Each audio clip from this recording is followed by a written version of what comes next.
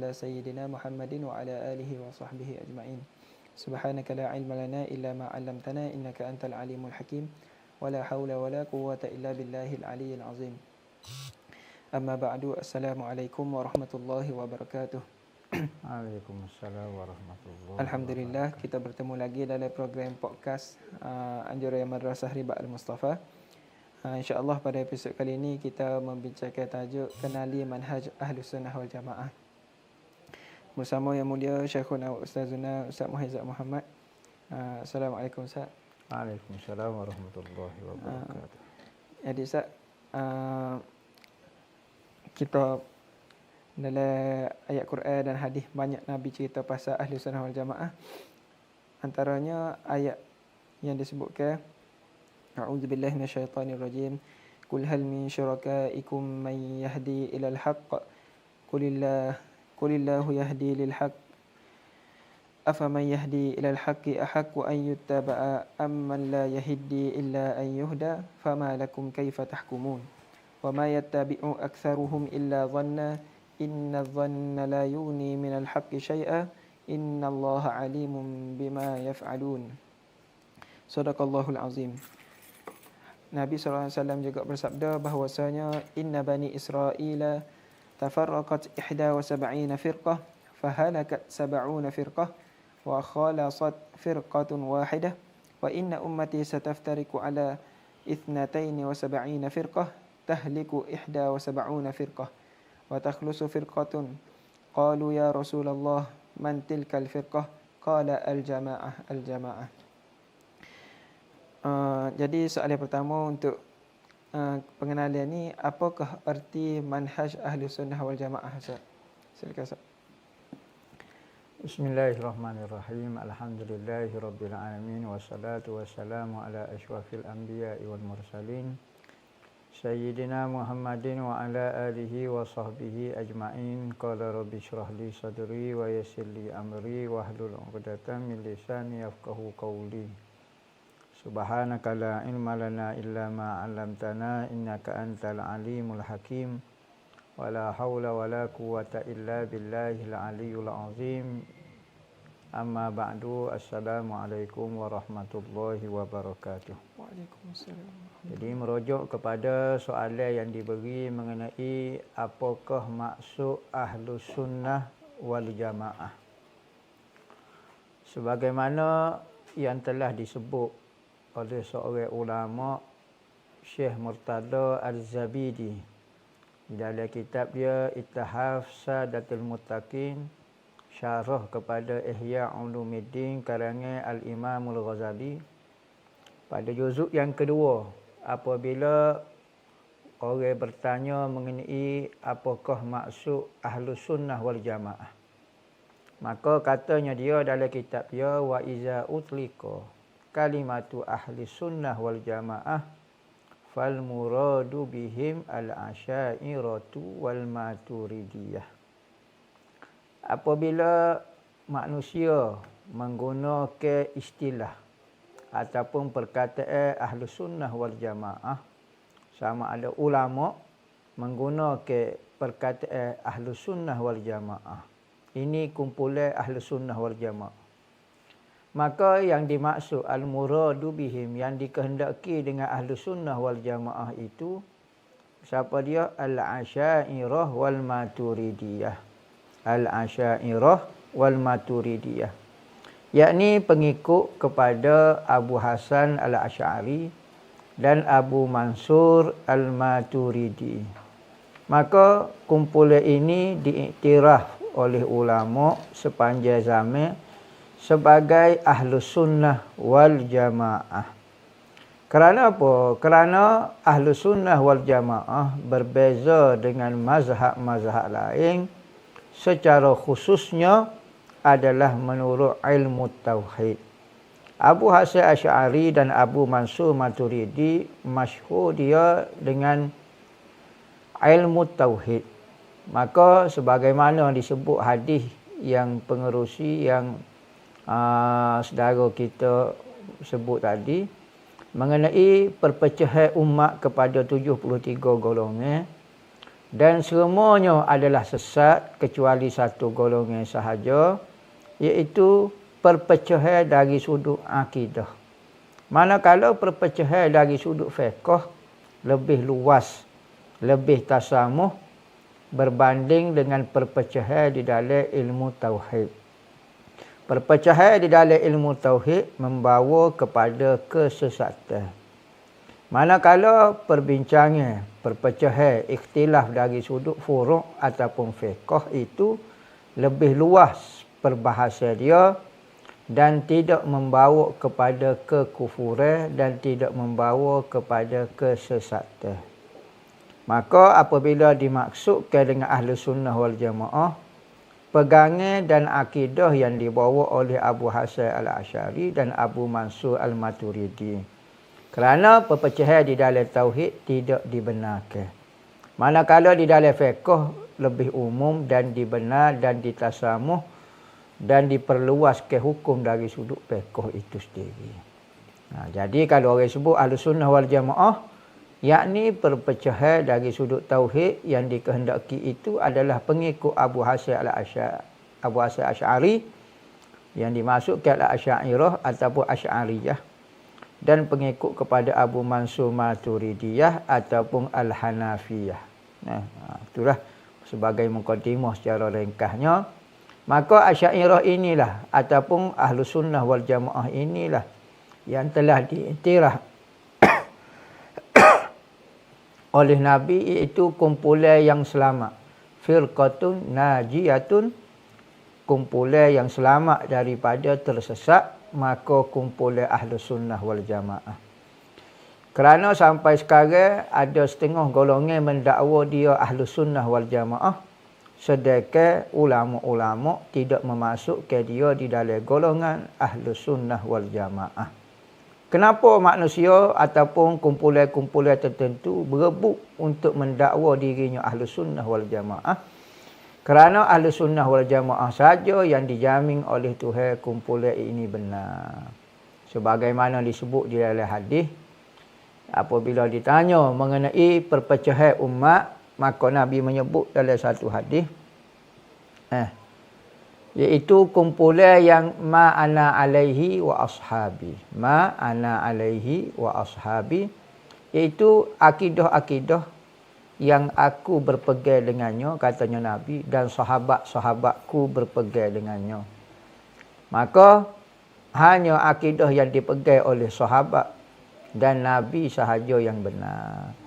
Maka diterimalah akidah ini di dewan ke, di buku ke, dikumpul ke oleh seorang ulama mujtahid pada waktu dia, iaitu Al-Imam Abu Hasan Asy'ari. Maka diberi namalah kumpulan yang berakidah yang akidah Nabi dengan akidah Ahlus Sunnah wal Jamaah, yang mana sebelum ini dipanggil kumpulan Ahlul Haq.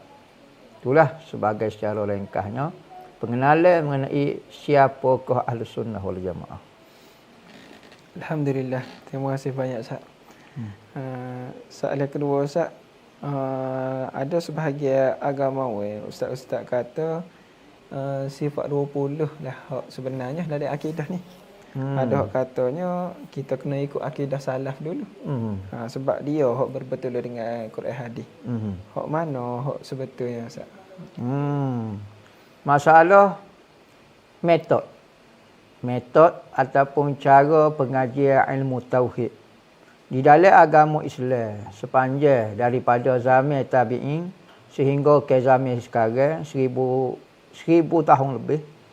Cara pengajian Ahlus Sunnah wal Jamaah di dalam ilmu tauhid ada dua cara. Pertama dipanggil golongan salaf, kedua dipanggil golongan khalaf. Kedua-dua kumpulan ini adalah Ahlus Sunnah wal Jamaah, yang mana disebut oleh Nabi kumpulan ini yang berjaya, yang terselamat daripada akidah-akidah yang sesat. Siapakah dia salaf, siapa dia khalaf? Maka ulama di dalam memberi takrif salaf dan khalaf itu berselisih pendapat. Ada ulama kata salaf itu bukanlah marhalah, peringkat masa, tetapi ia adalah bentuk pemikiran. Bagi pendapat setengah ulama kata salaf dan khalaf ini adalah hanyalah peredaran masa sahaja. Yakni sebelum daripada 300 tahun tu dipanggil salaf, atas pada 300 tahun tu dipanggil khalaf. Sekalipun akidah dia hanya berpegang dengan Quran dan hadis, dia tetap dipanggil khalaf. Kerana masa dia telah lewat daripada Nabi lebih daripada 300 tahun. Maka ulama yang lahir sebelum 300 tahun, sekalipun dia mengajar metod cara khalaf, cara pengajian sifat 20 ke apa dia, ilmu kalam, maka ia tetap dipanggil salaf kerana dia hidup pada masa 300 tahun ke belakang. Nah, manakala ada ulama mentakrifkan salaf dengan khalaf ini bukan masa tetapi cara berfikir. Maka katanya ulama setengah kata salaf ini iaitu kumpulan ulama yang tidak mentakwil ayat Al-Quran. Manakala bukan tidak mentakwil, yakni tidak mentakwil secara tafsil. Manakala khalaf pula ulama-ulama yang mentakwil secara tafsil. Kerana di zaman Nabi sendiri ada ulama-ulama, ada sahabat-sahabat yang mentakwil ayat Al-Quran. Ada sahabat-sahabat yang tidak mentakwil ayat Al-Quran. Sebagaimana Abdullah ibnu Abbas apabila turun ayat-ayat mutasyabihat, maka dia berkata, "Ana minar rasikhin." Aku daripada manusia yang Allah Ta'ala beri keilmuan kepada aku, sebagaimana ia pernah didoa oleh Nabi. Allahumma faqqihhu fid din wa 'allimhu ta'wil. Ya Allah, beri pahamlah ia di dalam agama dan berilah kefahaman dia di dalam mentakwil ayat Al-Quran. Bererti mentakwil ayat Al-Quran ini sudah wujud di zaman sahabat. Maka salaf dan khalaf ini adalah cara berfikir untuk memahami nas ayat Al-Quran. Maka salaf dengan khalaf ini kedua-duanya ahli sunnah wal jamaah. Sama ada dari sudut masa ataupun dari sudut cara berfikir. Maka salaf dengan khalaf ini tidak pernah bercanggah. Siapa dia yang belajar tauhid salaf tetapi bercanggah dengan pengajian ilmu khalaf, bererti itu bukan salaf tetapi wahabi lah mula kita nak sebut. Manakala salah dengan khalaf ini dia tidak balah. Dia tidak ada gapo-gapo. Tidak ada. Kerana alhamdulillah hamba ni diberi rezeki. Mengaji salah pun ada, mengaji khalaf pun ada. Sepanjang hamba belajar tidak ada istilah pertembungan dari sudut fahaman dan pegangan. Sekalipun cara mengajar masing-masing. Salah mengajar semua ayat Al-Quran berlaku. Allahul ladzi khalaqas samawati wal ard. Allahu la ilaha illa huwal hayyul qayyum. Qul huwallahu ahad. Fa'alul lima yurid. Wallahu ala kulli syai'in qadir. Badi'us samawati wal ard. Maka ayat-ayat Al-Quran itu dibaca dan diambil akidah daripadanya. Maka metod lagu ni dipanggil salaf. Kedua, metod khalaf iaitu yang masyhur di tempat kita secara khusus dan di seluruh dunia. Bukan kata tempat kita saja, di Tanah Arab, di Afrika, di sebelah Amerika, di India, di Gapo. Kalau pengajian cara khalaf, maka pengajian berbentuk sifat 20 mudah kita nak sebut. Maka kedua-duanya tepat kerana ia bersumber daripada Al-Quran dan hadis dan fahaman yang betul yang dipelajari bersanad bersambung sehingga fahaman ini kepada sahabat-sahabat Nabi memahami nas ayat Al-Quran. Maka kedua-duanya betul. Cuma ulama menyebut satu istilah. As-salafu aslam wal khalafu ahkam. Salaf lebih selamat kerana dia hanya mempelajari Al-Quran dan hadis sahaja. Manakala khalaf pula ahkam lebih tepat, lebih kukuh pendirian dia. Kerana dari sudut hujah dia menggunakan kaedah-kaedah yang dipelajari dalam ilmu kalam. Maka hujah dia dalam mengajar ilmu tauhid lebih padu dan lebih kemas. Yang mana kedua-duanya itu adalah ahli sunnah wal jamaah. Terpulailah kepada kita untuk cara belajar ilmu tauhid salaf ataupun cara belajar ilmu tauhid khalaf. Itulah secara ringkas, wallahu a'lam. Alhamdulillah. Terima kasih Ustaz atas penjelasan. Seterusnya, soalan berkata syariat atau fahaman fiqh bermazhab ni ada katanya bukan daripada ahli sunnah wal jamaah kerana zaman Nabi ni tak ada mazhab. Kalau ada, Nabi ikut mazhab mana dia tanya. Jadi betul kau kita duk ikut mazhab lah ni. Betul kau kita ni ikut ahli sunnah wal jamaah. Soalan bunyi mudah kita sebut, zaman Nabi tidak ada mazhab. Sekarang kita mengikut mazhab. Adakah perkataan lagu ni nak menunjukkan supaya manusia jangan mengikut mazhab, maka kita kena ikut Nabi direct. Satu benda yang sangat ganjil dan mustahil berlaku pada zaman sekarang adalah mengikut Nabi direct. Mengikut Al-Quran direct, mengikut hadis direct. Kerana apa? Kerana pada zaman sahabat sahaja Nabi boleh mengajar direct. Sama ada mengajar akidah, mengajar Al-Quran, mengajar hadis, mengajar hukum hakam, maka semua itu direct daripada Nabi. Maka zaman sekarang sudah tidak wujud dah mengaji direct. Mesti kita belajar daripada ulama ataupun orang yang lebih alim daripada kita yang mengetahui seluk-beluk hukum hakam. Supaya apa yang dipahami oleh Sayyidina Abu Bakar, Sayyidina Umar, Sayyidina Osman, Sayyidina Ali dan sahabat-sahabat, maka akidah-akidah ini dipelajari oleh ulama-ulama generasi selepas tu. Ulama inilah yang menurunkan akidah ni kepada generasi tabi'in.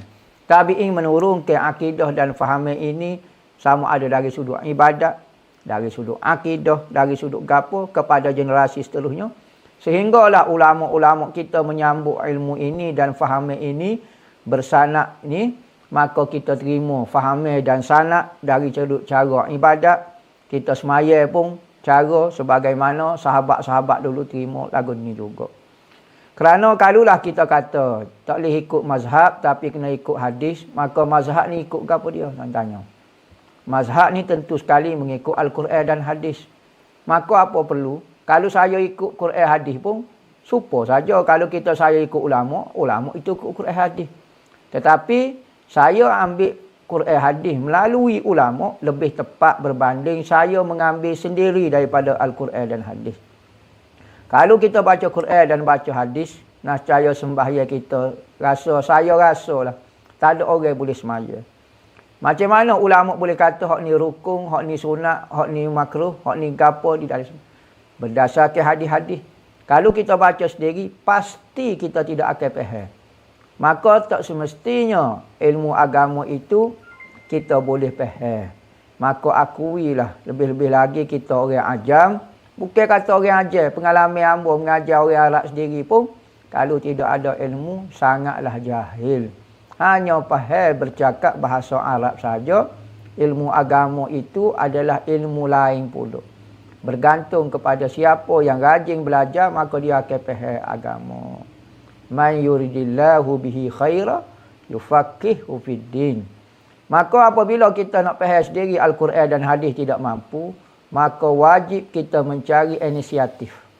Cari jalan untuk memahami Al-Quran dan hadis dan ibadat yang betul sebagaimana sahabat-sahabat. Maka benda ini mesti dipelajari oleh ulama-ulama yang belajar cara ni menurut guru sampai kepada sahabat. Dan mengikut mazhab tidak bererti kita tidak mengikut Al-Quran dan hadis. Bahkan mengikut mazhab lah, iaitu mengikut Al-Quran dan hadis secara tepat. Bukan memahami Al-Quran dan hadis melalui fikiran kita yang tidak ada ilmu, yang terlalu sedikit ilmu. Jadi salahlah orang kata Nabi tidak ada mazhab. Betul dah pendapat tu. Memang tak wujudlah mazhab zaman Nabi. Siapa dia yang keluar daripada mazhab Nabi jadi kafir pada masa tu. Maka Nabi lah mencetus ibu dan sumber segala mazhab mari daripada hadis-hadis Nabi. Sekalipun apa mazhab tu bercanggah, tetapi daripada sumber yang sama. Semuanya daripada kata-kata Nabi dan perbuatan Nabi. Jadi kalau kita mempelajari Nabi, Sunnah dan Al-Quran melalui ulama, lebihlah tepat. Gitulah. Jadi kata-kata lagu ni hanyalah kata-kata gimmick untuk melarikan manusia daripada bermazhab mengikut ulama. Dan mengajar manusia menjadi bijak tiba-tiba. Jadi magic ko, tiba-tiba pandai, boleh baca Quran, boleh baca hadis, boleh istinbat hukum sendiri. Bahkan boleh buat mazhab sendiri. Maka kalulah ulama yang 4 ni menyebabkan 4 mazhab, kalau kembali kepada Quran dan hadis, berjadi bilion mazhab. Mazhab masing-masing. Sekarang kita tengok ada mazhab masing-masing. Tak usah ikut mazhab 4, nak tambah mazhab ke-5, mazhab ke-1000, mazhab ke-1,000,000. Maka semakin keliru dan semakin berpecah lah. Lebih-lebih lagi sekarang orang yang mendakwa belajar sedikit tu rasa pandai dah. Rasa nak buka mazhab sendiri. Dia nak tarjih ni, dia nak capur mazhab ni, dia nak capur ni. Sedangkan ilmu tu ilmu manusia lain juga. Bukan ilmu dia, ilmu ulama. Tetapi apabila pandai, capur-capur mazhab. Maka, ya saya tak buka mazhab. Tapi semua yang menyalahi saya tu salah. Saya yang kata ni salah ni. Dia pula mentarjih mazhab-mazhab. Dan menolak semua mazhab, hak kata hak betul adalah hak dia. Sedangkan dia sendiri pun belajar daripada ulama-ulama, hadis-hadis yang dikumpulkan oleh ulama. Secara kasarlah. Wallahu a'lam. Alhamdulillah. Terima kasih Ustaz. Jelas balik dia tu. Seterusnya katanya ulama bahawasanya kita semua ni umat Islam wajib belajar 3 ilmu ke Ustaz. Yang pertama akidah, yang kedua fiqh, yang ketiga tasawuf. Akidah dan fiqh Ustaz terangkan dah tadi, jelas molek dah. Yang ketiga ni Ustaz, ilmu tasawuf. Soalannya kata ilmu tasawuf ni berkaitan dengan penyucian hati dia. Tapi ada hak kata ilmu tasawuf ni ilmu hak kotor. Bahkan dia kata lebih kotor daripada ajar lagi. Dan ilmu tasawuf ni tak tergolong dari kelompok ahli sunnah wal jamaah. Kalau gitu, cara sebenar hak ahli sunnah wal jamaah, hak Nabi buat ni gana cara penyucian hati. Dan siapakah imam dalam cara ilmu tasawuf ni Ustaz? Merujuk kepada soalan ilmu tasawuf, adakah ia termasuk di dalam ilmu yang dibangsakan kepada ilmu syariat ataupun ilmu agama kita? Adakah ilmu ini luar daripada ilmu agama? Masuk dalam ilmu akademik ke? Masuk dalam ilmu rekod ke? Ilmu apa? Ataupun ia termasuk dalam kategori ilmu diniyah, ilmu agama? Maka tasawuf ini, istilah-istilah tasawuf itu benda yang baru direka. Tidak wujud di zaman Nabi. Kerana perkataan tasawuf ini muncul pada zaman kebelakangan ini. Yakni lepas pada Nabi. Sebagaimana ilmu-ilmu lain juga, ilmu fiqh juga wujud selepas daripada tu, istilah-istilah dia. Ilmu tauhid juga wujud lepas pada zaman Nabi. Ilmu nahwu juga wujud selepas zaman Nabi. Ilmu tafsir juga istilah-istilah dia wujud selepas zaman Nabi. Ilmu hadis wujud zaman Nabi. Ilmu sorah, ilmu bayan, ilmu badan, ilmu balaghah juga wujud selepas daripada Nabi. Sekalipun dari sudut ilmu itu sendiri dan praktikal dia, Nabi sendiri buat. Tetapi istilah itu saja. Maka ramai orang terkeliru dengan istilah. Maka apabila dia takut dengan istilah itu, benda ni tak wujud zaman Nabi, maka dia kata ilmu itu sendiri tidak wujud zaman Nabi. Sedangkan ilmu itu wujud zaman Nabi, cuma istilah dia sahaja yang baru dibuat oleh ulama supaya memudahkan masyarakat nak mengklasifikasikan ilmu. Ni ilmu tauhid, ni ilmu fiqh, ni ilmu tasawuf, ni ilmu balaghah, ilmu bayan, ilmu badik dan seterusnya. Maka tu sahaja. Maka kita tak boleh nak nafikan ilmu tasawuf sebagaimana disebut di dalam satu hadis apabila Jibril bertanya kepada Rasulullah, dia bertanya 3 perkara mengenai rukun iman, iaitu akidah, tauhid, rukun Islam, fiqh, syariat, dan rukun ihsan dipanggil anta budallah ka'annaka tarahu fa illam takun tarahu fa innahu yaraka. Maka ketiga-tiga ilmu ini, tauhid, fiqh dan tasawuf, yakni akhlak kita. Akhlak, secara zahir dan batin itu diajar oleh Nabi. Akhlak yang mulia, belajar ikhlas, belajar tawakal, belajar memerhati kejadian makhluk, belajar mengingati Allah, belajar berzikir. Maka ilmu-ilmu tu dikumpulkan di dalam satu fan dipanggil. Satu bidai panggil bidai ilmu tasawuf. Maka ilmu ni apabila hadis ni, apabila Rasulullah ditanya 3 perkara, maka selepas diberi balik, maka Rasulullah tanya kepada Sayyidina Umar. Sayyidina Umar kata tak boleh jawab. Maka Rasulullah kata, atakum Jibril liyu'allimakum dinakum. Jibril datang nak mengajar din kamu, agama kamu. Dinakum, agama kamu. Yakni agama kamu terdiri daripada ilmu tauhid, fiqh, tasawuf. Maka daripada hadis inilah menunjukkan wajib belajar ilmu tauhid, fiqh dan tasawuf. Masalah orang tak sini menerima istilah-istilah di dalam ilmu tasawuf terpulang. Maka saya juga tak sini terima dalam istilah-istilah dalam ilmu hadis. Ikut saya nak guna istilah lain, boleh. Ilmu fiqh saya tak sini guna, boleh. Ilmu tauhid saya tak sini guna. Dalam ilmu balaghah saya tak sini guna. Majaz tak sini guna. Nak guna nama sendiri. Terpulang kepada kita. Itu hanya rekod istilah-istilah sahaja. Manakala ilmu itu sendiri, mahiyah dia, benda itu sendiri, wajib akhlak. Sekalipun kita tak sebut benda ni makom ke, ahwa ke, tarbiyah ke, suluk ke, gapo dia tak guna. Tetapi semua tunjuk ajar yang dibuat oleh Nabi itu adalah semuanya tasawuf. Bahkan Rasulullah 13 tahun di Mekah mengajar ilmu tauhid dan ilmu akhlak. Maka sekalipun tidak wujud lagi istilah-istilah tertentu, tetapi ilmu itu sudah wujud. Jadi kalau orang kata tasawuf ini lebih kotor daripada Aisyah, maka orang ini telah menghina pelajaran Rasulullah. Kalau yang dimaksudkan tasawuf yang dia sebut lebih kotor daripada air lokek itu adalah ilmu-ilmu akhlak yang diajar oleh Rasulullah, maka orang ini sudah jadi murtad kerana menghina ilmu Allah, ilmu Nabi Muhammad. Tetapi kalau dia kata tasawuf yang dimaksudkan, maksud dia tasawuf yang direko-reko, tasawuf istilah-istilah lagu ni. Maka orang ni kurang ajar dengan ulama-ulama yang mereka istilah-istilah di dalam ilmu tasawuf. Wajiblah orang ni meminta maaf dengan segala ulama-ulama tasawuf yang mereka istilah-istilah lagu ni.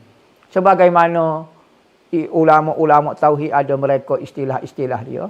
Begitu juga ulama nahwu, ulama hadis pun mereka istilah dia. Kenapa dia hanya mencerca istilah-istilah dalam ilmu tasawuf saja? Kenapa tidak cerca dalam ilmu hadis? Kenapa tidak cerca dalam ilmu tafsir?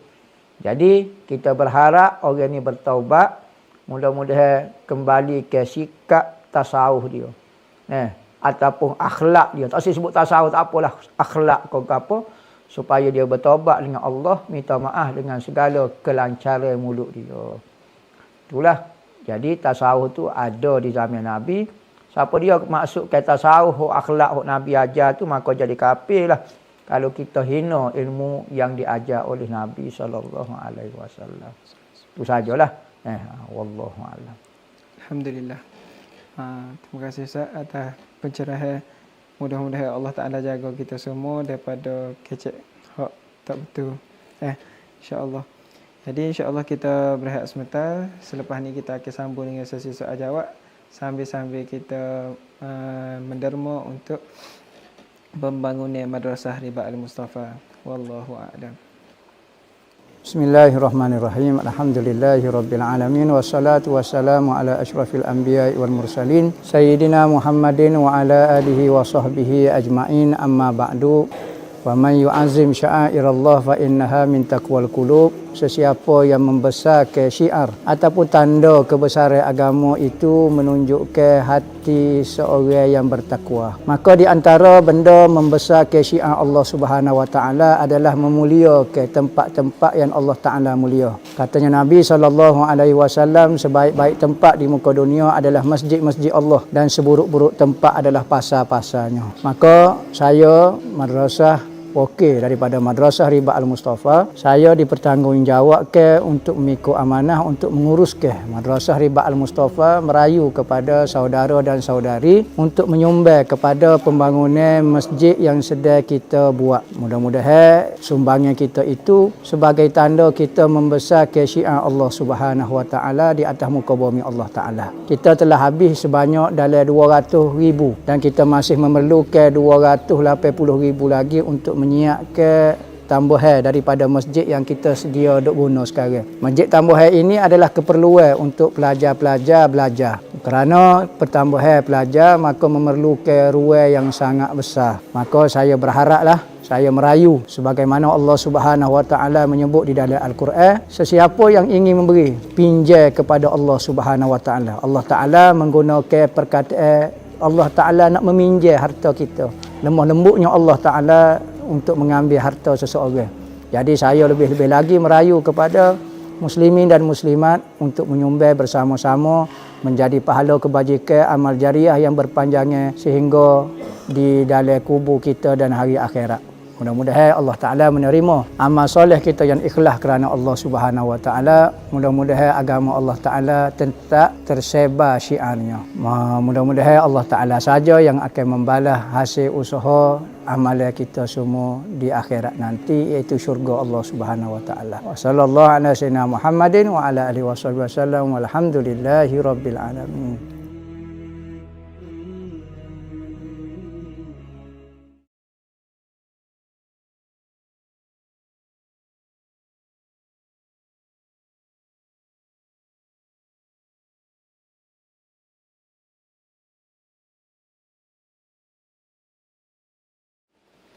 Alhamdulillah, bertemu kembali dalam rancangan podcast kita. InsyaAllah sesi kedua ni masuk kepada sesi soal jawab. InsyaAllah. Jadi soalan pertamanya ada ustaz di Facebook mengatakan Imam Nawawi, Imam Ibn Hajar Al-Asqalani bukan dari kalangan Ahli Sunnah wal Jamaah sebab dia ikut Asy'ariyah Jahmiyah katanya. Apa pandangan ustaz tentang perkara ini? Allahu Rabbi. Perkataan yang kali pertama di dalam hidup anak lah, secara khususnya bahkan mungkin di dalam ulama ni kali pertama perkataan yang sangat anjai, yang keluar daripada orang pun anjai juga. Mengata ke Imam Nawawi dan Ibnu Hajar Al-Asqalani bukan ahli sunnah kerana dia mengikut Asy'ariyah. Maka yang mengikut Asy'ariyah sebagaimana ta'arif hamba ta'lilah, itulah ahli sunnah wal jamaah. Hamba sebut dah sekarang ada golongan dipanggil golongan Wahabiyah. Kerana sabda Nabi, kumpulan yang benar hanya ahli sunnah wal jamaah, maka dia begitu bersungguh-sungguh mendakwa dialah ahli sunnah wal jamaah. Kumpulan Asy'ariyah Maturidiyah yang diakui oleh ulama seluruh dunia sampai sekarang daripada zaman Nabi, zaman sekarang itulah ahli sunnah wal jamaah. Tiba-tiba dia ingin keluarkan Asy'ariyah daripada ahli sunnah dan mendakwa dia pula ahli sunnah. Maka apabila satu majlis ulama bersidang di Chechnya, tak silap amun, mengeluarkan Wahabi daripada ahli sunnah wal jamaah dan tidak mengiktiraf kumpulan dia, ulama berdunia bersidang, maka dia begitu marah kerana telah menyesatkan dia. Kerana yang keluar daripada ahli sunnah, kumpulan yang sesat, yang tidak dijamin kebenaran dia. Mungkin benar, mungkin salah.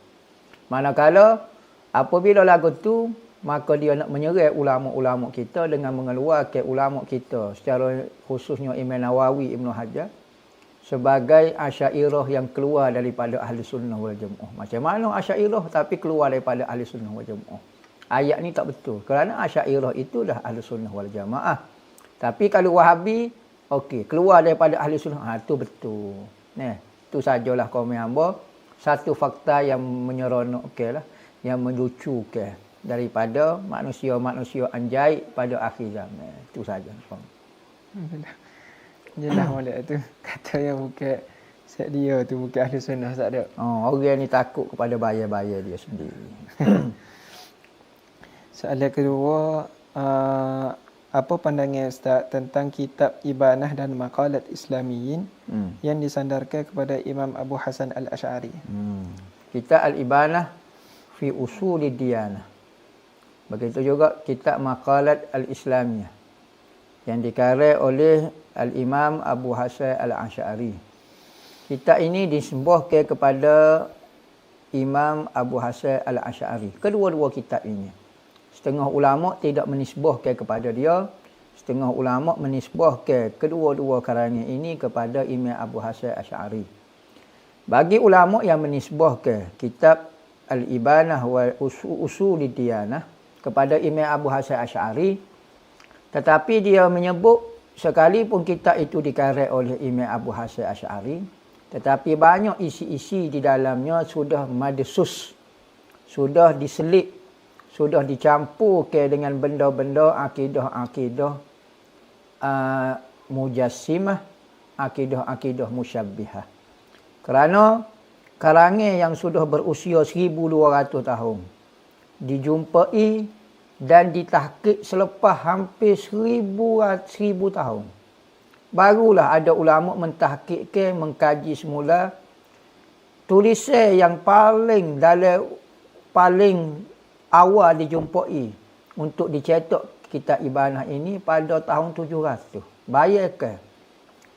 Imam Abu Hasan Asy'ari tahun 300, tiba-tiba tahun 700, 800, dekat berapa ratus tahun, 500 tahun. Kitab ini tidak dijumpai, hak paling awal. Hanya tahu dia mengarang kitab Ibanah. Tetapi penulisan yang paling awal itu dijumpai 700 pada generasi kurun ke-8. Jadi kesahihan dia dipertikaikan. Apatah lagi, apa yang terkandung sedikit daripada dalam kitab itu bercanggah dengan pengajian yang dipelajari oleh murid-murid Imam Abu Hasan Asy'ari sendiri, dan di mana pelajaran yang dibawa oleh murid Abu Hasan Asy'ari itu berlainan dengan apa yang disebut di dalam kitab Al-Ibanah wal Usulid Diyanah. Jadi, di antara kitab dengan murid, maka ulama lebih mempercayai murid berbanding dengan kitab. Kerana seseorang itu hanya murid dia saja yang mengetahui akidah guru dia. Sekalipun kitab dinisbahkan kepada guru dia, begitu juga murid dinisbahkan kepada guru dia. Ada orang kata, ada murid dia semua mengkhianati guru dia. Murid dia sembunyikan akidah sebenar Imam Abu Hasan Asy'ari. Abu Hasan Asy'ari bertaubat dan masuk Salafi. Dok sebenarnya. Siapa dia yang lebih kenal Abu Hasan Asy'ari kecuali murid-murid dia. Maka tidak ada riwayat murid-murid dia yang mendakwa lagu tu. Jadi kalau kita nak nisbahkan kepada Imam Abu Hasan Asy'ari, maka kalau ada dalam kitab itu benda-benda yang bercanggah, maka benda itu ditakwilkan madsus. Sudah dicampur aduk oleh orang yang tidak amanah, orang yang tidak ada kepentingan, ada nak mengkhianati manhaj Ahlus Sunnah wal Jamaah. Gitulah secara ringkas ambo komen. Seterusnya Ustaz, soalan tanya, benarkah Wahabi ini katanya ulama Khawarij zaman sekarang? Masalah Wahabiyah ataupun Salafiyah, ikutlah berapa dia pun istilah-istilah, tetapi kita kenal Wahabi ini seperti pencuri. Ada mencuri dengan rupa pencuri, ada rupa tok lebar tapi dia mencuri juga, ada rupa seorang peniaga, ada rupa orang intelek tapi pencuri, ada rupa menteri, ada rupa raja tetapi kita tahu dia tu pencuri. Maka Wahabi kita kenal dia Wahabi dengan rupa, apa rupa dia pun dia tetaplah Wahabi. Maka soalan kata apa ni? Benarkah Wahabi ini Khawarij? Wahabi ini Khawarij. Katanya ulama, ciri-ciri yang ada pada Wahabi itu menyerupai dengan Khawarij. Bahkan Nabi ada sebut di dalam banyak hadis. Antaranya ada satu kitab karangan ulama menghimpun ke hadis-hadis sahih di dalam Bukhari dan Muslim menyebut mengenai ciri-ciri Khawarij. Khawarij ni jelas disebut di dalam hadis mengenai kumpulan ini telah keluar telah sesat daripada agama Islam. Maka ajaran yang dibawa oleh Khawarij sama dengan ajaran yang dibawa oleh Wahabi sekarang. Maka Wahabi ini hanyalah rebranding, kau panggil apa dah? Penjenamaan semula. Bagi istilah zaman dulu dipanggil istilah Khawarij Ummah. Satu hadis Nabi sebut akan datang golongan yang muda. Budak-budak muda yang baru belajar Quran hadis. Maka dia sentiasa berkecek dengan perkataan sebaik-baik umat. Kecek hadis macam. Ini Nabi sebut dalam satu hadis. Golongan baru, golongan muda yang sentiasa percakapan sebaik umat. Kecek hadis baca. Tetapi Nabi tak puji kumpulan ni. Nabi kata, iman dia telah keluar daripada dadanya sebagaimana anak busur panah keluar daripada busur anak panah. Maka bercakap Quran hadis tetapi iman tidak ada langsung pun di dalam dada. Dan Nabi pun sebut, sesiapa yang ada ilmu pada akhir zaman, hendaklah ia bercakap memberi penerangan kepada umat mengenai kumpulan Khawarij ni. Ikutlah dia guna perkataan Khawarij ko, dia guna perkataan Wahabi ko, Salafi ko, apa dia. Maka orang alim wajib bercakap mengenai kesesatan kumpulan ni. Dan siapa yang diam daripada menceritakan kesesatan kumpulan ni, maka dia telah menyembunyikan apa yang diturunkan kepada aku. Jadi itulah persamaan di antara Wahabi dengan Khawarij sangat-sangat dekat. Mengaku atau tak mengaku itu hanyalah istilah sahaja. Wahabi istilah sahaja. Khawarij istilah sahaja. Yang penting pelajaran, metod, cara berfikir itu sama. Maka tukarlah jenama apa pun, tetaplah benda itu dipanggil benda yang sama. Macam beri contoh saat ni lah. Pencuri dengan macam-macam watak. Tu tengok cerita Piramli. Perampok apabila dia nak keluar ke bandar, dia pakai baju hakim, pakai baju polis, pakai baju apa, tapi hakikatnya adalah perampok belaka. Khawarij ko, Salafi ko, ikutlah jenama jemaah mana, kumpulan apa nama rima, tapi metod dan cara sama, itulah hukum dia. Nabi sendiri pun memberi peringatan kepada umat akhir zaman, jangan takut dengan kumpulan ni sekalipun dia dengan rupa agama, dengan rupa Al-Quran, dengan rupa hadis, tetapi dia telah sesat. Nabi suruh beritahu, jangan takut, jangan bimbang. Sekalipun dia baca Quran, dia baca hadis. Bahkan dalam satu hadis Nabi kata kumpulan ni akan memperlekehkan sembahyang dia dengan sembahyang kamu. Kumpulan Khawarij ni, dia pelekehkan sembahyang dia dengan sembahyang sahabat. Dia kata sahabat sembahyang tak betul lagi, dia sembahyang senyap. Tengoklah ni, siapa dia ada pelekeh semaya-semaya ulama-ulama kita. Dan dia akan memperlekehkan Quran dia berbanding dengan Quran kamu. Nabi sebut lagu tu. Jadi ada siapa ke sekarang orang duk pelekeh Quran, orang duk maka kumpulan ni ada persamaan dia. Gitulah saja sebagai hints tu. Wallahu a'lam. Terima kasih Ustaz. Soalan seterusnya dia kata gelar label Wahabi ni dimomokkan oleh Syiah. Bukan Ahlussunnah wal Jamaah. Benarnya Wahabi ni Ahlussunnah. Jadi hak benci Wahabi ni Syiah benarnya. Ya ke Ustaz? Istilah Wahabi adalah satu momokkan yang direka oleh Syiah. Ini adalah perkataan Wahabi. Perkataan ni perkataan Wahabi. Yang menyebut Wahabi ini bukan Syiah. Ahlussunnah wal Jamaah sendiri yang melabelkan kumpulan ni Wahabi. Tak ada kaitan dengan Syiah. Apa dia buat perkataan lagu ni supaya apabila orang yang melawan Wahabi bercakap mengenai Wahabi akan dituduh ni Syiah. Maka dia pun terselamat dengan strategi jahat dia. Maka orang yang jujur yang memperkata memberitahu keburukan kesesatan Wahabi pula dituduh Syiah. Itulah agenda-agenda Wahabi, antaranya taqiyah. Berdusta, menipu, tidak mengaku dia tu Wahabi, kata mampu pun tak mengaku. Jadi perkataan ini yang melabelkan Wahabi kepada orang ni Syiah, supaya mudah Wahabi bergerak. Kalau orang tuduh dia Wahabi, maka dia kata hak ni mudah dia dengan atas Syiah. Jadi dia mula takut dah, kerana Pencuri-pencuri ini sudah dapat dikesal dah oleh ulama-ulama ahli sunnah wal jamaah. Maka dia mula melabel ke ahli sunnah wal jamaah yang kuat menentang Wahabi, dituduh Syiah, dituduh Batiniyah, dituduh macam-macam. Maka jangan tertipulah dengan gimmick ini. Orang yang sedang takut dengan bayar-bayar je.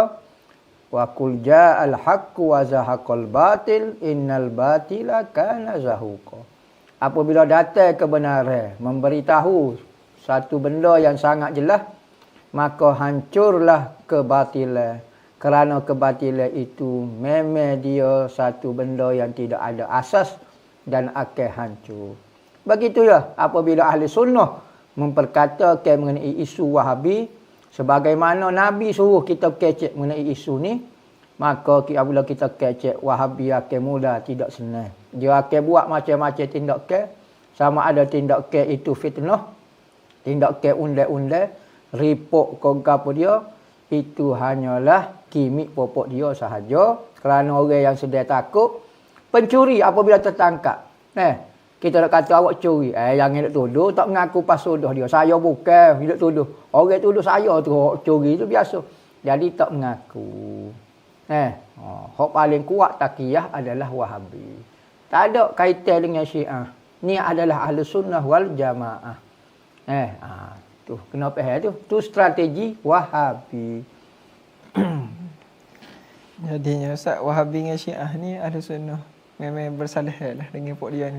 Ahli sunnah wal jamaah telah mengeluarkan dua kumpulan ini daripada ahli sunnah wal jamaah. Tetapi kita tidak mengeluarkan dia daripada Islam. Ingat, ahli sunnah wal jamaah apabila mengeluarkan kumpulan mana-mana kumpulan daripada ahli sunnah wal jamaah, kita tak mengatakan dia kafir lagi. Hanya dia kumpulan ni sesat. Sebagaimana kumpulan ajaran sesat, orang tak semayang, orang gapo tu, maka keluar daripada ahli sunnah wal jamaah, tidak jadi kafir lagi. Kecuali ada bab-bab yang menyatakan menyebabkan dia kafir. Masih lagi saudara sesama Islam kita, kalau dia semayang, kita boleh semayang di belakang dia. Sebagaimana kita semayang di Mekah, semayanglah dengan siapa-siapa dia yang mengucap asyhadu an la ilaha illallah wa asyhadu anna Muhammadar Rasulullah. Kaedah disebut oleh Nabi, sallu khalfal balin wa fajir. Semayanglah kamu di belakang orang baik ke orang jahat, asal saja dia mengaku Allah Ta'ala sebagai Tuhan. Sesak kau lagu mana zalim kau gapo dia, sembahyanglah. Kerana hukum dia sah. Sekalipun tidak abdul. Sebab dia kata pok kita ni mengkafirkan orang. Kita tak pernah mengkafirkan. Cuma dia keluar daripada ahli sunnah wal jamaah dan dia dikategorikan sesat. Sesat ni kena kafir dulu. Tak syarat kena kafir. Sesat ini keluar daripada ahli sunnah wal jamaah. Seperti orang tak semaya, tak jadi kafir lagi, tapi dia sudah sesat. Beza. Kafir ni benda berat. Kafir ni biasa istilah yang digunakan oleh Wahabi kepada puak-puak kita. Sikit-sikit kafir, sikit-sikit khurafat, macam-macam. Waktu istilah takfiri ni, kumpulan Wahabi lah suka. Kerana satu jalan saja dia nak menghancurkan ahli sunnah wal jamaah dengan menghukumkan halal darah ahli sunnah wal jamaah, kafir ahli sunnah wal jamaah, barulah dia berani membunuh sesama Islam. Manakala ahli sunnah wal jamaah tidak pernah menghalalkan darah hatta Wahabi sendiri ataupun Syiah, ahli sunnah tak pernah menghalalkan darah. Wajib kita kena jaga. Sekalipun kita kena beri penerangan kepada dia, beri penjelasan, tetapi tidak halal darah lagi. Wallahu a'lam. Kecuali dia bunuh orang lah. Kalau bunuh orang tu bab lain. Tetapi atas dasar dia Wahabi, boleh bunuh, tidak boleh. Itu sepakat ahli sunnah wal jamaah. Terima kasih Ustaz. Seterusnya ada keliru sikit. Katanya ada sebahagian ustaz-ustaz di internet kata akidah yang mengatakan Allah di atas langit. Ada yang kata Allah di atas arasy. Juga ahli sunnah wal jamaah. Kenapa ada ustaz yang tidak menerima, ada ulama yang tidak menerima? Adakah benar akidah sedemikian sesat daripada ahli sunnah wal jamaah? Akidah Tuhan istiwa 'alal arsy. Ayat Quran Ar-Rahman wa 'ala arsy istawa. Ni adalah akidah semua orang Islam. Bukan akidah ahli sunnah wal jamaah saja. Akidah semua orang Islam menganggap Allah istawa 'alal arsy. Kerana ayat Quran kata Ar-Rahmanu 'alal arsy istawa. Allah telah istawa di atas arsy. Maka istawa ini satu istilah. disebut di dalam ayat Quran wajib beriman dengan ayat Quran. Sesiapa yang menafikan istawa Tuhan maka jadi kafir, sepakat ulama. Ahli sunnah pun kata kafir kerana nafikan kufur, tak percaya dengan satu perkataan di dalam ayat Al-Quran. Manakala makna istawa itu, apa dia maksud makna istawa? Maka ada orang kata duduk, ada orang kata gapo. Istawa ni ada 12 makna. Di dalam kamus, kita rojak di dalam kamus orang Arab sendiri. Bukan kamu orang Melayu, bukan kamu orang Kelantan kau gapo. Kamu orang Arab, orang yang fasih berbahasa Arab. Orang-orang diambil dengan orang Arab ni dia terima bahasa dia daripada zaman ke zaman. Sebelum Nabi Muhammad lagi sudah pakai Arab. Maka perkataan istawa itu mengandungi 12 makna. Maka ulama-ulama khalaf memilih di dalam 12 makna yang sesuai dengan kehebatan Allah Ta'ala. Maka istawa bermakna istaula. Istawa bermakna menguasai aras. Tuhan menguasai aras dia. Lepas tu demo taktil lagu tu lah. Demo buai makna, dok buai makna apa tu makna, salah satu makna daripada makna istawa. Jadi kalau orang tak beriman dengan istawa, tak ada orang tak beriman dengan istawa. Semua kerana dia adalah ayat Al-Quran. Tapi orang dok lawan tu, siapa dia beriman dengan istawa? Istawa dengan makna yang dipahami oleh Wahabi, tu tidak diterima oleh Ahlussunnah wal Jamaah. Yakni Tuhan duduk lagu ni atas arah. Hak tu tidak diterima oleh Ahlussunnah wal Jamaah. Dan akidah ni boleh membawa kepada kufur. Istawa tu sendiri adalah ayat Quran, wajib diimani oleh semua orang. Manakala makna dia pula yang dibawa oleh Wahabi dan fahamnya dia, kata Tuhan duduk atas arah sebab kita lenggok doa. Macam-macam hujah yang menunjukkan Tuhan tu berjiring, berjising macam-macam. Hak tu boleh membawa kepada kufur. Perkataan sendiri, yadun wajib beriman. Perkataan gapo dia, sak wajib beriman. Nuzul wajib beriman. Kita beriman, tetapi dengan makna dan fahaman yang kita terima daripada ulama kita, yang diterima oleh ulama daripada sehingga ke sahabat memahami ayat Quran itu gapo dia. Lagu itulah. Sebab Abdullah Ibn Abbas dalam tafsir dia banyak mentakwil ayat-ayat mutasyabihat ini. Kalau tidak gak jadi kelirulah ayat Quran ni. Betul Tuhan sama, betul tak sama, hak mana hak sebenarnya? Hak sebenarnya Tuhan tak sama dengan makhluk. Maka kalau ada persamaan itu adalah hanya sindiran majaz sahaja. Jadi bukan Ahlussunnah menolak istawa tu, tetapi menolak faham istawa yang dibawa oleh Wahabi. Manakala kita tengok dalam kitab Ahlussunnah Jamaah kata, bahkan dalam setengah-setengah kitab kita, guru-guru kita, kitab-kitab habaib pun, Tuhan tulis Allahu mustawin ko Ar-Rahmanu ala arsistawa. Tak ada masalah apa, sebab kita faham apa yang dimaksudkan, yang diucapkan oleh ahli sunnah jemaah. Wa kullu nasin awhama tashbiha awilhu awfawid warum tanziha. Pertama takwil, kedua serahkan makna itu warum tanziha. Sedangkan kamu penuh iktikad yang Tuhan itu tidak sama dengan makhluk. Hak inilah fahamnya salaf, menyerahkan lafaz dan makna kepada Allah. Lah ni lafaz kepada Allah, makna saya akan terjemah. Ini tak boleh. Siapa dia faham maksud Allah Ta'ala kecuali Allah Ta'ala sahaja. Maka ulama salah dulu ayat-ayat lagu ni dipanggil ayat semata-mata beriman dengan lafaz. Makna secara hakikat dia terlalu banyak sehingga tidak difahami. Gitulah. Wallahu a'lam. Alhamdulillah. Seterusnya soalan dia pasal mazhab tadi. Dia tanya,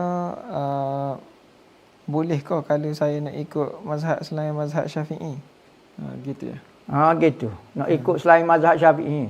Mazhab yang muktabarah. Yang menentukan mazhab ini muktabar, maknanya yang dikira pakai, mazhab ni boleh dikira pakai, hanya ulama-ulama saja. Maka ulama hanya menentukan zaman sekarang hanya 4 mazhab saja yang masih tinggal, yang masih muktabar, dan mazhab-mazhab dia ditulis, kitab-kitab dia didiwankan, disusung, ditahzibkan semua, ada kitab-kitab dia, ada rujukan dia.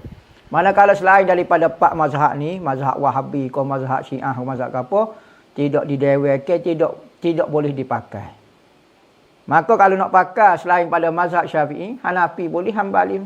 Cuma jangan duk capu kat jali karuk lah kata. Kita beli tayar motor, body kereta, enjin kereta gala, suih kereta rebah, bobot jet alat teka. Kalau kita capu jadi gapo. Jadi kalau kita nak beli soso, beli kereta motor, tayar motor, body motor, barulah jadi. Lah ni kita tengok dalam bab ni yang capu. Dalam capu bab ni syarat guna hak ni, rukun guna hak ni, membatalkan bab ni. Hak ni jadi capu rohuk saja. Maka orang-orang yang pandai jangan mengelirukan umat. Jangan mengelirukan orang awal, amanahlah kita dengan ilmu kita. Kita akan bertanggungjawab kepada apa yang kita ajar, apa yang kita beritahu kepada orang awam. Kerana orang awam ni dia tidak belajar, dia hanya bergantung 100% kepada orang-orang ahli agama. Maka amanahlah orang ahli agama dengan ilmu yang Allah Ta'ala beri kepada dia. Jangan sombong, jangan ego. Kenapa kita rasa bisa sangat kau kita? Ego, tak usah ikut mazhab Syafi'i. Kau rasa hebat sama dengan Imam Syafi'i. Apa salah kalau kita ikut mazhab Syafi'i? Tak sapa Tuhan kau. Sapa juga kepada Tuhan. Tapi manusia belajar sikit tak sedah mazhab Syafi'i. Lepas tu, hukum akal, cara akad tangi ikut mazhab Syafi'i juga. Dia tak faham pun baca Bukhari, baca hadis. Nah. Jadi gitulah. Tidak salah mengambil mazhab selain daripada Imam Syafi'i. Kecuali mazhab Mu'tabarah. Gitulah. Alhamdulillah. Terima kasih Ustaz. Soalan seterusnya, apakah yang dimaksudkan dalam firman Allah, jangan mendahului Allah dan Rasul dalam surah Al-Hujurat? Amba tak tahu ayat ni. Asbabun nuzul dia, amba tak ingat, tak ada nak baca. Sebab apa ayat ni? La tuqaddimu baina yadayillahi wa rasulih. Jangan kamu terlalu cepat mengambil tindakan lebih daripada apa yang dibuat oleh Allah dan Rasulnya. Yakni teguran kepada sahabat-sahabat supaya jangan buat keputusan. Jangan buat sesuatu kecuali kena tanya Rasul dulu sehingga ke turun wahyu. Jangan cepat-cepat mengeluarkan keputusan, tindakan dan gapo. Jangan kamu terlalu cepat membuat sesuatu lebih daripada Allah dan Rasul. Tunggu dulu perintah. Tetapi maksud asbabun nuzul ayat ni hamba tak ingat lah. Kena rujuk pula dah. Hamba pun tak suka soalan lagu ni. Rujuklah dari asbabun nuzul kitab-kitab ditulis. Kenapa ayat ni diturunkan. Cuma maksud ayat Quran tu lagu tu lah. Jangan terlalu cepat buat keputusan tindakan kecuali ikut Allah dan Rasul. Terima kasih Ustaz. Soalan di luar topik dah lah Ustaz. Apa dia? Seterusnya dia kata, abang saya sakit kena serangan asma. Saya bernazar nak puasa sehari jika penyakit dia sembuh dan panjang umur. Soalan saya kan nak niat puasa nazar gitu tu. Maknanya berlaku lah. Maknanya abang dia sembuh lah ke apa dia. Maka bila apa yang kita inginkan berlaku, wajib kita puasa. Maka pada malam itu sahaja aku puasa nazar kerana Allah Ta'ala. Niat pada malam itu. Sahaja aku puasa nazar aku buat nazar lah. Kerana apa tu? Sahaja aku puasa nazar esok hari kerana Allah Ta'ala. Puasa sehari. Sebagai melepaskan janji kita dengan Allah Ta'ala. Lepaslah nazar tu. Seterusnya dia tanya, Assalamualaikum Ustaz, ada tak cara untuk hilangkan demam panas dalam? Demam panas dalam tak tahulah. Banyak ke minum air, cari komunitas. Sini kayu, nama dia komunitas, rendai dalam air, minum. InsyaAllah sejuk daripada pihak dalam. Kalau sebelah luar, ambil bunga raya. Daun bunga raya ke, bunga raya sendiri, rendai dalam air. Ambil kain, tok, barulah jadi sejuk tubuh. Jangan mandi waktu zuhur. Mandi waktu sebelum subuh, insya-Allah turun ke suhu tubuh. Masih Ustaz. Seterusnya ramai hot tak sihat kali ni. Mudah-mudahan sihat belakangnya. Musim dia dah. Musim dia. Kita sihat lama dah, jadi Tuhan nak merasai nikmat sihat lagi, we sakit. Soalan seterusnya, Ustaz, ada tak amalan dan ijazah untuk penyakit kulit eczema? Penyakit kulit ni payah. Kadang-kadang faktor penyakit kulit sama ada genetik kita ke, penyakit bakar kita ke, keturunan kita ke, alergik dengan benda lagu ni tu. Kerana alergik ni macam-macam. Ada orang alergik makan ni, ada orang alergik tepak, ada orang alergik lebu, macam-macam. Jadi payahlah nak jagung, nak tahan kulit. Tapi biasanya antibiotiknya kita guna raja kayu. Raja kayu dama minyak, rendam dalam air, buat mandi.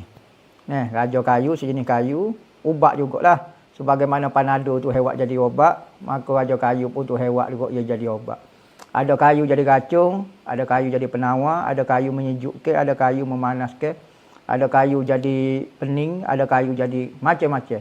Maka semua tu ubat yang telah wujud beribu tahun dulu, sebelum hospital ni wujud, sebelum kajian-kajian doktor ni wujud, manusia hidup dengan ubat-ubat yang telah alami panggil semula jadi. Maka antaranya kita guna raja kayu lah, benda dalam air dan buat mandi. InsyaAllah jadi antibiotik untuk tubuh kita. Ataupun guna garam, ataupun guna kunyit untuk benda-benda alergik lagu ni. Ataupun tomato ko. Tu antara benda-benda yang tidak ada efek dan semula jadi. Jadi bomo pula kita malam ni. Perubatan dah pula. Perubatan pula. Seterusnya Ustaz, mohon ijazah doa istighosah kepada Nabi Muhammad SAW. Mana istighosah tu? Jadi hamba ijazah ke doa istighosah yang disebut di dalam hadis sahabat nama Osman bin Hunayf kau apa dia? Ataupun Abdul Rahman bin Osman bin Hunayf kau tak ingat? Seorang sahabat kata, seorang buta mari temu dengan Rasulullah, maka mengadu kepada Rasulullah, ya Rasulullah, saya tak nampak ya Rasulullah, doa kepada saya supaya sembuh. Ni perubatan cara Nabi juga. Pergi jumpa orang alim minta doa supaya sembuh. Ni cuma ubat boleh. Tapi kita orang Islam lebih mempercayai Rasul berbanding ubat. Maka doa-doa orang yang soleh juga menjadi penawar dan ubat. Maka Rasulullah kata, mu pilih. Sama ada mu nak bersabar, mu boleh pahala banyak. Tapi kalau aku doa pun boleh juga. Maka katanya lelaki tu kata, mu doa ya Rasulullah. Maka Rasulullah hajar dia sembahyang 2 rakaat. Tu dipanggil sembahyang sunat hajat. Tu sunnahnya di sembahyang sunat hajat, Nabi ajar. Lepas pada sembahyang hajat, mu doa dengan Allahumma inna nas'aluka wa natawajjahu ilaika binabiyyika Muhammadin sallallahu alaihi wasallam nabiyyi rahmah. Ya Muhammad, ya Nabi rahmah, inna tawajjahna bika ila rabbina fi hajati hazihi lituqdalana Allahumma syafi'hu fina. Maka lepas pada tu dia baca doa lagu tu, maka buta dia hilang 100%, jadi terang, jadi gapo, jadi sihat. Maka doa tu doa istighosah, doa bertawasul dengan Nabi. Jelas sebut ya Muhammad, ya Nabi rahmah, tawasul dengan keberkatan kemuliaan Nabi. Jadi doa ni umum. Nabi tak royak doa ketika dia hidup, ketika dia mati umum. Maka ambil ijazah lah doa tawasul istighosah ni dengan Nabi, sebut direct dengan Nabi sebagaimana hamba terima daripada guru hamba. Terima kasih Ustaz. Seterusnya, Assalamualaikum Tuan Guru yang disayangi. Saya nak tanya, apakah hukum akad tangan ketika baca kunut? Kalau kita akad tangan dulu daripada tu email. Akad tangan ketika baca kunut, maka boleh kita akad dulu ko. Tu email akad dulu tak apa sebab waktu dia ada. Ketika iktidal tu waktu baca kunut, maka kita akad. Dia moleknya semua gerakkan itu biarlah imam yang mulakan. Email akad baru kita akad. Kita nak akad dulu pun tidak membatalkan kerana hanya dikira gerakkan yang sedikit sahaja. Seterusnya dia tanya doa kunut biasa sekat wasahbihi wasallam je. Kalau tambah walhamdulillahirabbil alamin pas raut muka kan Ustaz? Masalah walhamdulillahirabbil alamin raut muka itu hukum dia khilaful aula. Afdalnya jangan raut muka. Doa ketika sembahyang, wa sallallahu ala sayyidina Muhammadin wa ala alihi wa sahbihi wa sallam. Tangan turun selalu, maka duduk sujud selalu. Tu cara paling afdal yang diriwayatkan oleh sahabat dan ulama buat lagu tu sepanjang zaman. Manakala kalau kita baca sahbihi wa sallam sapuh gini, hukum dia menyalahi yang aula. Aulanya tak payah sapuh lagu ni. Dosa tak dosa. Lepas tu lagu mana? Batal ke semaya? Tidak batal semaya, tapi tidak aula. Aulanya doa direct gitu. Terima kasih Ustaz. Dua soalan terakhir berkaitan dengan Palestin semasa. Dia tanya, adakah dikira berjihad di jalan Allah juga dengan hanya menderma dan menyebarkan tentang kebaikan dalam konteks Palestin? Gini, masalah kita nak kata pahala jihad tu orang pergi jihad tu deh. Maka atas kaedah adalu alal khairi kafa'ilihi, orang yang mengajak, orang yang menunjukkan, orang yang membantu kepada satu-satu kebaikan, maka dia dikira melakukan perbuatan itu. Orang duk jihad duk lawan orang kafir, orang Palestin, Tuhan uji dia lawan dengan orang kafir. Kita negara Malaysia, alhamdulillah, syukur banyak-banyak Tuhan tak uji kita lagu tu. Mungkin kerana iman kita lemah. Orang Palestin ni kuat iman dia. Maka kalau Tuhan uji pun dia mampu untuk menanggung dia. Sekalipun dia tanggung dengan kesedihan dan air mata. Tetapi mungkin kalau kita pakai kena sari, pakai selok, tak tahu alik-alik jatuh. Maka kita tolong pok dia, bantu dia. Ikut dari sudut duit ke, doa ke, apa dia. Mudah-mudahan kita berharap dapat jugalah serpih-serpih semangat dan pahala jihad yang pok dia buat. Soalan terakhirnya pasal ni. Dia kata ada lo ni netizen ni jadi duk baloh. Sebabnya kita tak post di media sosial kita sendiri sokongan kepada Palestin. Dia kata sebenarnya saya lebih kepada doa. Dan saya tak suka sangatlah post di media sosial, dia kata. Jadi ada yang kata jadi demo ni tak ambil bergerak pasal Palestin. Guana tu. Kena push ke guana? Gini, masalah mengepush.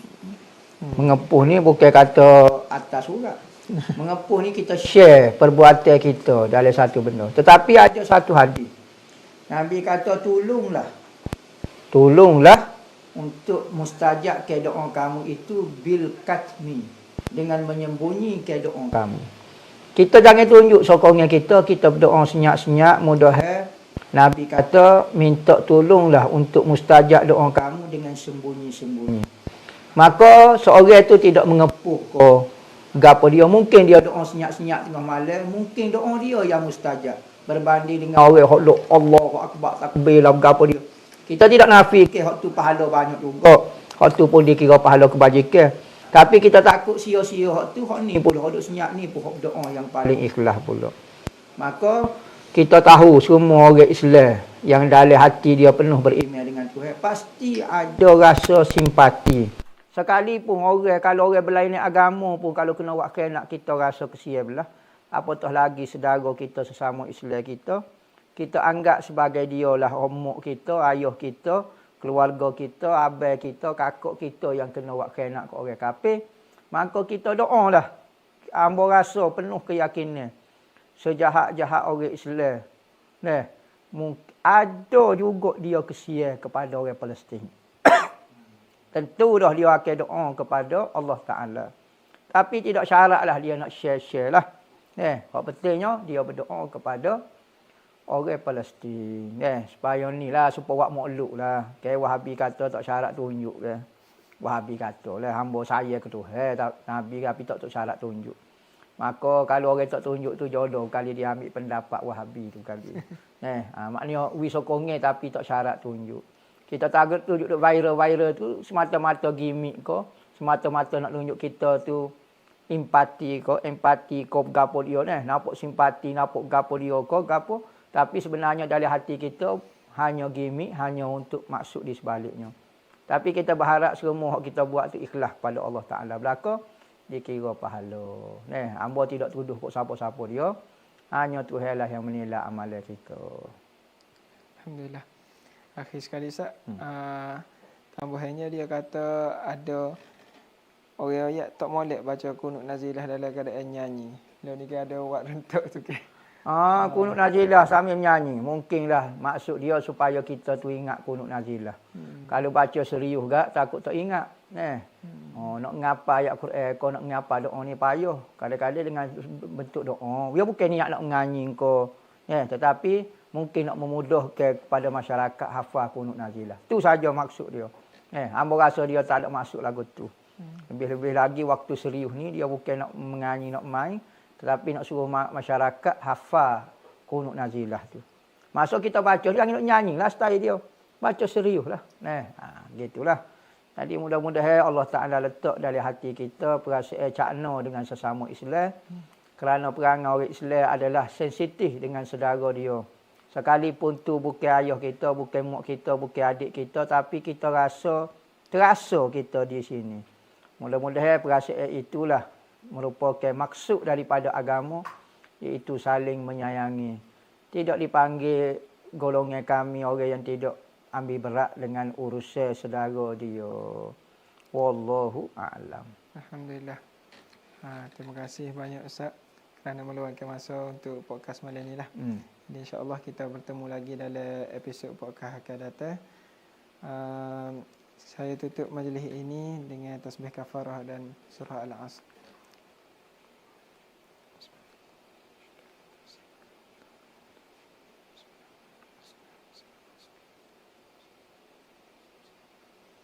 Billahi taufiq wal hidayah. Wassalamualaikum warahmatullahi wabarakatuh.